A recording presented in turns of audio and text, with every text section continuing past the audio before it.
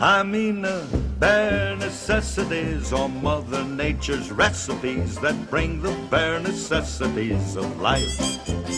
Wherever I wander, wherever I roam, I couldn't be found off my big home. The bees are buzzing in the tree to make some honey just for me. When you look under the rocks and plants and take a glance at the fancy ants, then maybe try a few.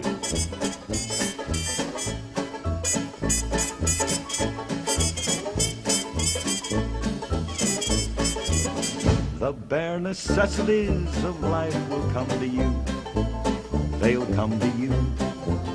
Look for the bare necessities, the simple bare necessities. Forget about your worries and your strife. I mean the bare necessities. That's why a bear can rest at ease with just the bare necessities of life. Now when you pick a pawpaw or a prickly pear and you prick a raw paw, well, next time beware. Don't pick the prickly pear by the paw. When you pick a pear, try to use the claw. But you don't need to use the claw when you pick a pear of the big pawpaw.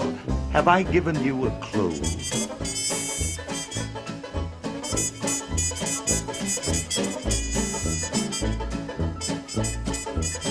The bare necessities of life will come to you.